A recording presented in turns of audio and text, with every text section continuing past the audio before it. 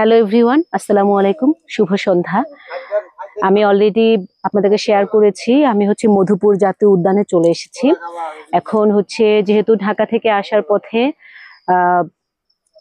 রং রুটে আসার কারণে আমাদের কালক্ষেপণ হয়েছে, তাই আমরা এখানে আসতে আসতে গিয়ে 5টা বেজে গিয়েছে, ভিজিটিং আওয়ার শেষ হয়ে গেছে। তো স্পেশাল একটু ওনাদেরকে রিকোয়েস্ট করে পারমিশন নিয়ে আমরা আসলে প্রবেশ করেছিলাম। এখন এই বাইরের ভিউটা আপনাদেরকে দেখানোর চেষ্টা করছি। এখন 5:30 বাজে, সন্ধ্যা হয়ে গেছে। তো এ হলো মধুপুর জাতীয় উদ্যান। প্রাপ্তবয়স্কদের জন্য 20 টাকা, স্টুডেন্টসদের জন্য 10 টাকা, শিশুদের জন্য 5 টাকা, বিদেশি পর্যটকদের জন্য 200 টাকা। এই হলো বিষয়। আর কিছুক্ষণ আগে এখানে একটা বানর ছিল, ওই যে বানরটা। হ্যাঁ, তো এখানে আসলে বন্যপ্রাণী অভয়ারণ্য হওয়া সত্ত্বেও আমরা আসলে খুব একটা প্রাণীর সন্ধান পাইনি। আমরা বানর মামার সন্ধান পেয়েছি। বানরটাকে দেখানোর চেষ্টা করছি। ও বাবা, এটা হলো ঢাকা ময়মনসিংহ হাইওয়ে। আমরা মধুপুর জাতীয় উদ্যানের মেন গেটের সামনে। তো আসলে এই সেই বানর, বলা হয় যে আসলে এদের আমাদের আসলে ডারউইনের তত্ত্ব অনুযায়ী এই সেই বানর মামা, যেখান থেকে আসলে আমাদের এই, জানি না এটার বৈজ্ঞানিক ব্যাখ্যা, আপনারা সবাই ভালো জানেন। এনিওয়ে, আপনাদেরকে আসলে জানি না এই সন্ধ্যায় আসলে বুঝাতে পারছি কিনা। এই সেই হাইওয়ে, দুপাশে উদ্যানের শালবন। আর আমি বরাবরের মতো আবারও গিয়ে ডে লং ট্রিপে খুবই শর্ট টাইমের জন্য এসেছি। কিছুক্ষণের মধ্যেই আবার ঢাকায় ব্যাক করব। সবাই দোয়া করবেন যেন সুস্থভাবে ফিরতে পারি। তো আপনাদের সুবিধার্থে আমি আরেকবার রিপিট করছি, ঢাকা থেকে আসলে আমরা কিভাবে আসবো।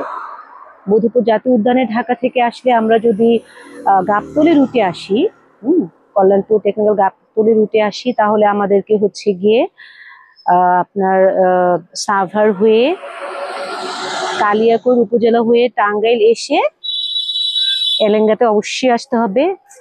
এলেঙ্গা এসে হাতের ডান দিকে একটা হাইওয়ে আছে, সে ডান দিকে টার্ন করে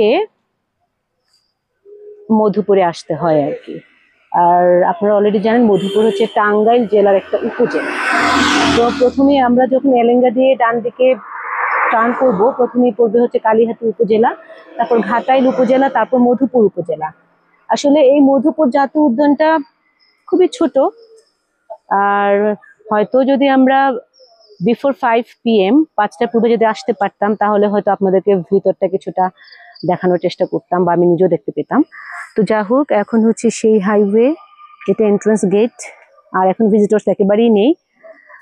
তো এই অলরেডি সন্ধ্যাও হয়ে গেছে।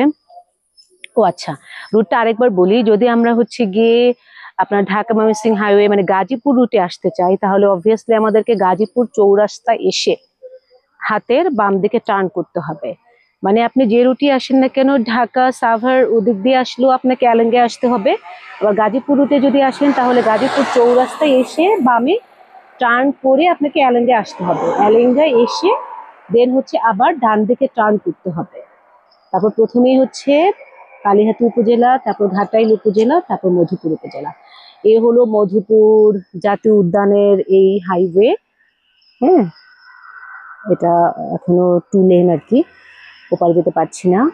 তো যা হোক, আমরা আসলে দেখি বাইরে থেকে আসলে এই হাইওয়ের কিছুটা দেখানোর চেষ্টা করছি।